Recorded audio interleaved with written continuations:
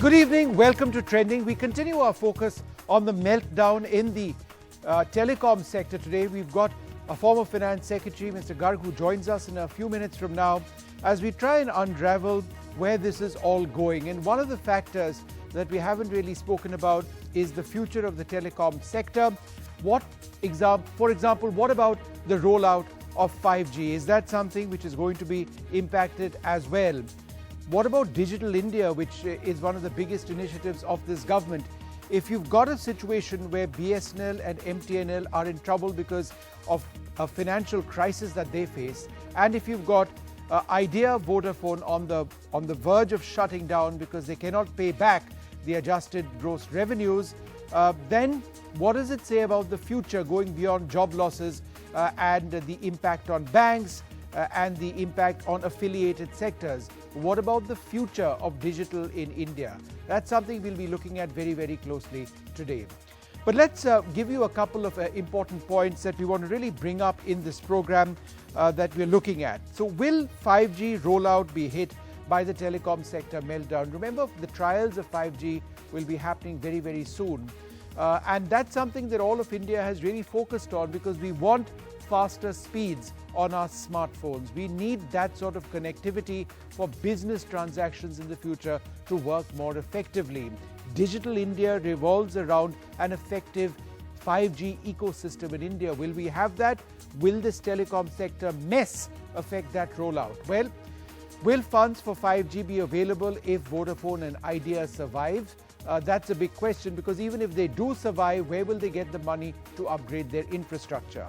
But forget about 5G for a moment. Will distressed telecom companies have funds to upgrade existing 4G infrastructure now that they have to pay back that colossal amount of 1,47,000 crore rupees among all of them for the adjusted gross revenue? So where does that leave money required for upgrades? The reports are that Vodafone Idea lost 3.64 crore subscribers in November 2019. This is a report that they were bleeding in terms of customers even earlier on. The writing perhaps was on the wall, and it's still unclear now whether a giant like Vodafone will be able to survive in India. So that's one key point over here. And I think the big question therefore is, if Vodafone goes down, if BSNL, MTNL are not provided the monies they require and either shut down themselves or become entities which are effectively not contributing to the telecom sector, are we essentially looking at a Jio-Airtel duopoly? Is that really something in India's interest? So that's the larger question over there. But let's just look at the sector now and bring you a couple of details. Now, this is from Business Today, who've come out with some fairly detailed analysis and graphics about this. Now, again, this is in terms of an explainer on what we are looking at. Now, the centre has demanded 1.48 lakh crore rupees in adjusted gross revenue. Now, that is just one part of the total dues which all of these telecom companies have to pay. Now, AGR is composed of two elements over here. There is spectrum usage charges, which all of these companies need to pay back to the government, and the demand for the license fee itself. So there are two elements of AGR, the two main elements. So let's move to the next set of graphics and then try and break up what the license fee element that you just saw actually is. Now, take a look at this number. Now, this is the license fee of that 1,47,000 crores, approximately 92,641 crore rupees is on the license fee. Now, if you look at the interest on the penalty itself, it's 16,878 crores. The disputed amount is 23,189. So let's just look at the numbers on the left, the green and the blue. The penalty amount that these companies owe is 10,923 crores, but the interest on the penalty is 16,878 crores. Look at the red and look at the orange. The orange amount is disputed, right? That's 23,189 crores in the license fee. 23,189 is disputed among all of the companies, but just look at the interest in that disputed amount, 41,650 crore rupees. So the interest itself is a colossal element of what these companies owe. So let's see, bring you some more details of what this scenario was 3 years back. So 3 years back, the dues as far as the license burden was concerned, remember license is one of the two main parts of AGR, total 29,474 crore rupees in total among all of the companies. That was 3 years ago. And we've told you what the numbers now. Let's bring up the next point. The numbers now are absolutely whopping compared to what it was, primarily because of the rise in the interest numbers. So let's quickly move on now. We are joined by Mr. Garg. He was the former finance secretary. Thanks, sir, very much. Subash Chandra Garg joins us now. Thanks, sir, very much for being with us. We've got a lot of time to discuss a lot of these key points, but let me ask you this, because a lot of people have banked on a 5G future. Our economy depends on it. So let's start with 5G. If Vodafone Idea goes down, how will the rollout of 5G be impacted? My first question. See, the 5G question is not connected only with the Vodafone future. 5G is the technology of the future. 5G is required for digital economy, which is the economy of the future. All services and the Internet of Things, which will allow so much of the economic services to be delivered, is going to be dependent on 5G. So 5G technology would also require a lot of investment, and therefore if we want 5G technologies to be rolled out in the country, the reserve price, or which is to be used for auction, cannot be very high. If we decide to have very high reserve prices, the capital cost of rolling out the 5G will become so prohibitive that the country will not have the benefit of 5G technologies. As I said in my blog, the industrial economy was built on the highways and the roads. The digital economy would be built on the highways of the information and the digital. So that is what is the crux, that can we get the 5G technologies in the country at a low capital cost, and that is possible only if you have very low reserve prices. The other question is, even the existing 4G technology needs to be constantly upgraded. If Vodafone doesn't survive, if BSNL and MTNL don't survive in the same way, shape or form, there will be a massive issue of porting to Jio and to Airtel. Airtel faces very large demands itself. It's trying to pay it off, but the demands are not small. Therefore, in terms of expanding infrastructure, just improving on existing 4G infrastructure, how is, say, Airtel or BSNL and MTNL going to do that to take on the lakhs of customers who might have to move if Vodafone goes down? Forget about 5G, let's talk about 4G infrastructure. Yeah. So that again is a very suboptimal national loss kind of situation. The 4G out quite a lot, and Vodafone Idea network, if it gets wasted away and is not used, then it's a national loss. But that kind of situation where this network, which has already been built, gets wasted away, and the two remaining companies have to invest afresh to make the 4G network available to port the subscribers of Vodafone Idea, that's again a national waste. So I think we shouldn't go for that kind of solution. We should see that the incumbent survives and continues to use the investment which they have made in the network, or the same network is used by the others, a company taken over by a new board or something, But we must make sure that the existing capital investment and existing network is utilized. It shouldn't be wasted away. That's an important point.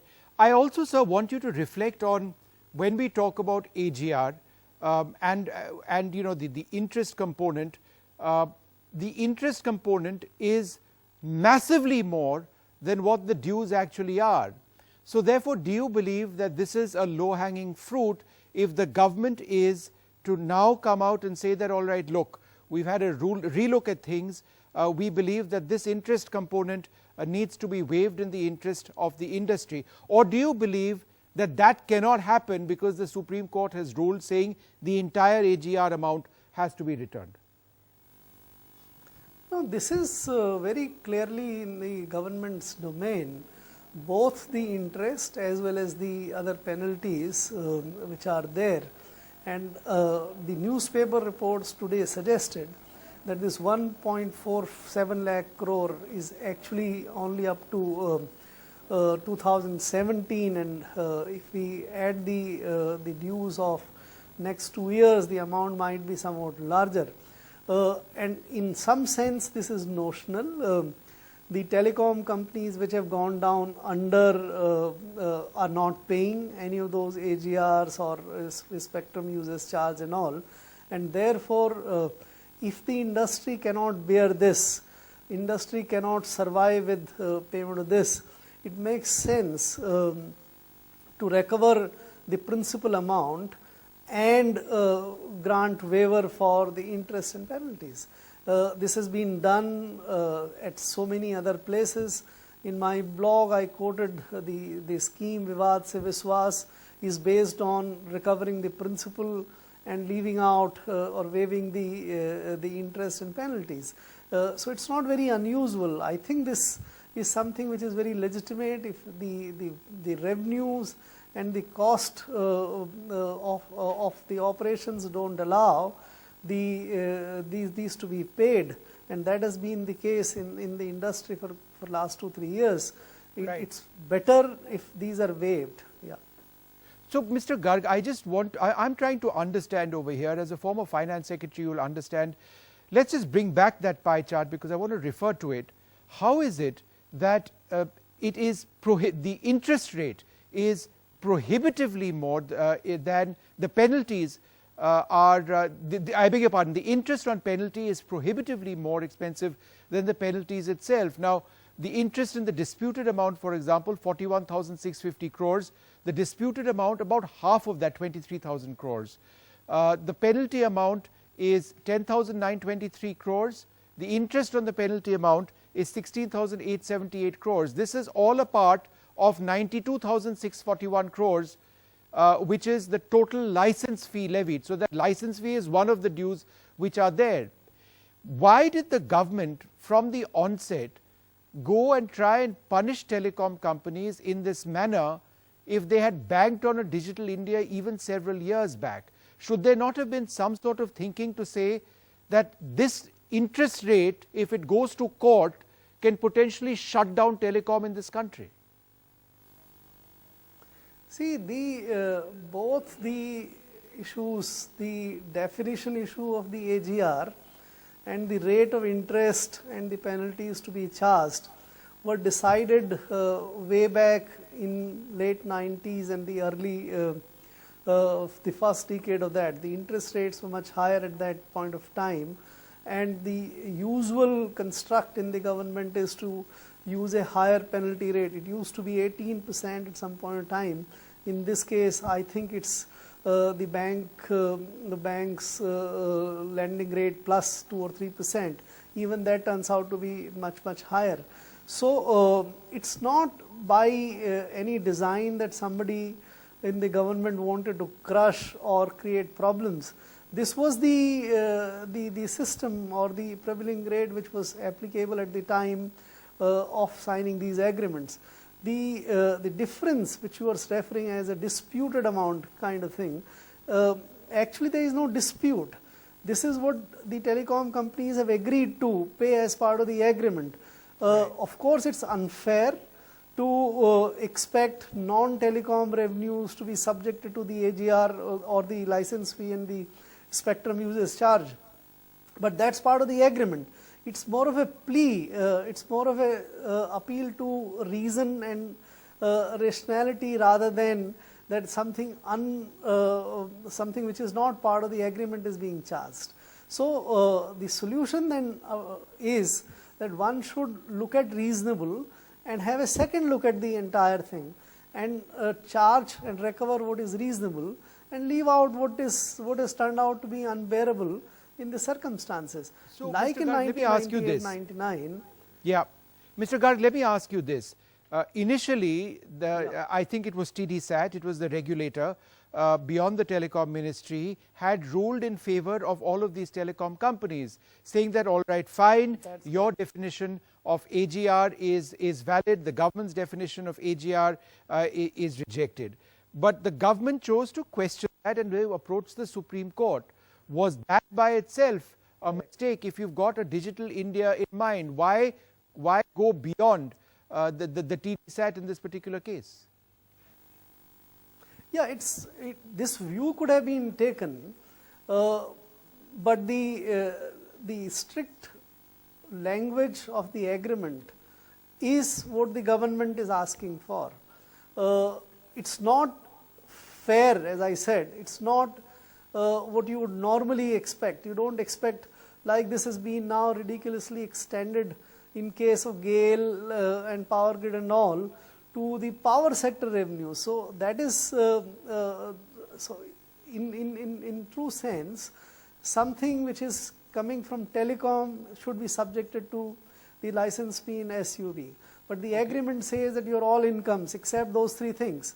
So that is, when TDSAT gave a judgment, government could have taken a call at that time that, all right, even if it is unfair, the judgment is not correct, let us accept because this is fair in the business sense.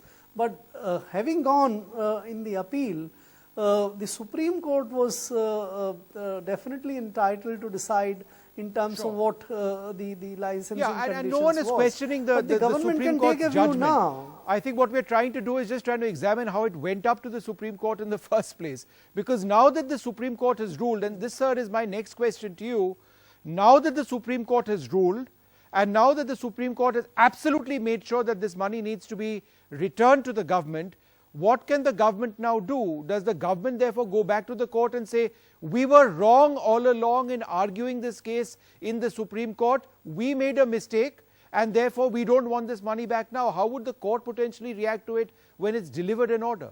Is the government not in a catch-22 situation? I don't think. See, Supreme Court has ruled as per what the licensing conditions and agreements are. The government is to recover. Now the government can take a view, in my judgment, that all right, we will have, considering the situation of the sector, of the businesses, and to make sure that these businesses survive, these businesses are built and kept as healthy, to take a view. I don't think Supreme Court would object to it in case the government decides that we would come up with a scheme where you pay the principal amount of which is the AGR as per the agreement, and not recover the penalties and interest. But then let's I don't flip think that Supreme argument. Court would have objection to it.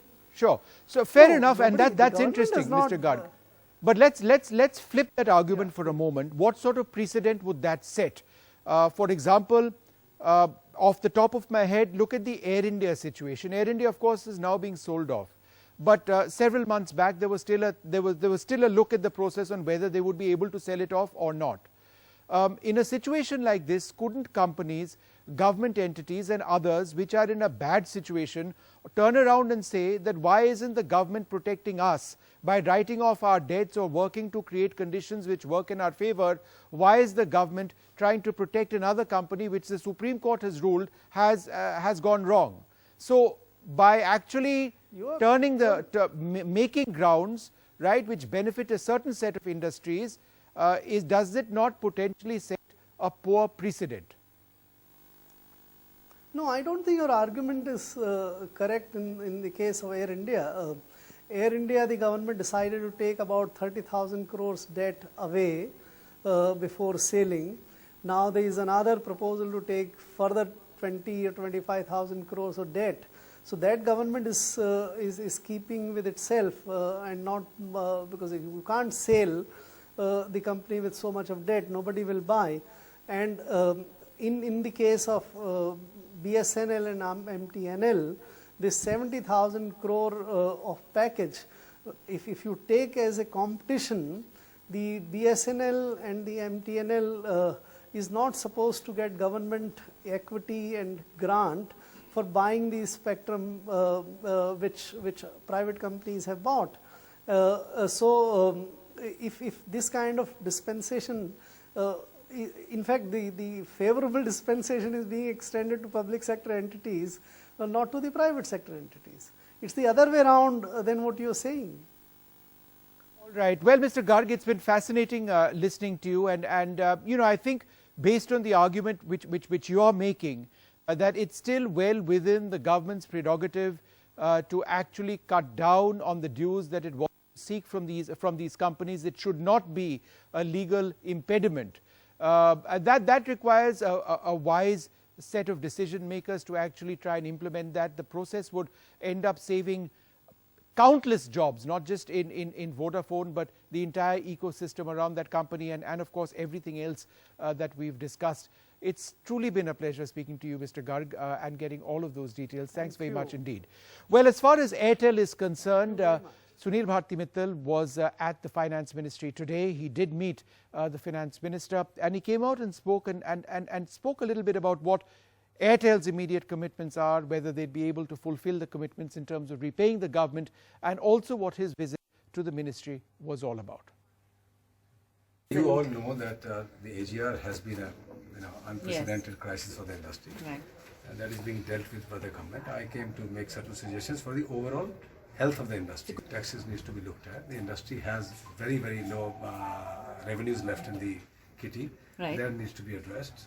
And more importantly, this AGR hit which has come, that also needs to be dealt with. We are committed to comply with the Supreme Court judgment. As you know, we already made the payment. Right. Balance payment will be made expeditiously, I have assured him. All right, so Sunil Bharti Mittal saying that he wanted to give perspective on where the overall industry is. We're running out of time, just enough time for one more story, Shaheen Bagh, where the interlocutors appointed by the Supreme Court for the second consecutive day went to Shaheen Bagh to try and convince the protesters to end their protests, to allow that important thoroughfare where they are protesting to open up. No joy so far, no movement. This is what the protesters in Shaheen Bagh have to say.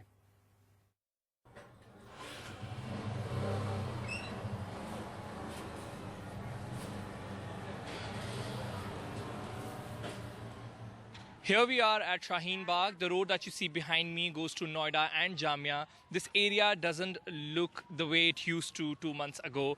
And the biggest change is, of course, graffiti on the walls and posters. But another thing to notice here is there are many shops here and all of these shops are shut. This video is not about the protest happening here, but this is about the business of Shaheen Bagh. Today we try to understand what has been the impact on the shopkeepers. Shaheen Bagh has 150 to 200 shops, mostly selling shoes and clothes. Although exact losses are not known, the shopkeepers we spoke to offer various estimates ranging from 1 to 10 lakh rupees. तकरीबन 150 से 200 दुकानें, building कोई है यहाँ पे 80-85 के आसपास। भाई नुकसान तो हमारा पूरा ही हो गया, सीजन हमारा खराब चला गया सारा। 1 महीने नहीं भाई, 2 महीने हो गए, 2 महीने में कम से कम 10 पेटी का नुकसान है। Business is down for even tea sellers such as Naseem Ahmed, who has been selling tea here for the last 12 years. The last 2 months have seen Shaheen Bagh take a leap out of obscurity. It makes national news almost every day. This has resulted in more footfall in the area. Several stalls have cropped up, selling everything from tea to caps, badges and mufflers. क्या-क्या रखा हुआ आपने? Muffler है, plane है, NRC का है, झंडा है। तो खुश है आप यहाँ पर स्टॉल लगा के? आपकी कमाई हो रही है? वो कमाई तो नहीं है, ये है कि माल रखा हुआ कट गया, बिक गया माल। ये है कि बच्चों को रोटी मिल गई। ये इतने दिन थाली बैठते अपना काम चल गया। With camera person Adil, this is Arun Singh for NDTV. Well, we're completely out of time on trending this week. We'll be back next week as well. But also a small programming note, the big Trump visit coming up on Monday and on Tuesday as well. So we'll be bringing you all of that right here on NDTV, 9:30 p.m. on Monday. Do join me for a very special program from Ahmedabad. That's where the US President will be on Monday, and I'll be covering that, bringing you stories on the ground.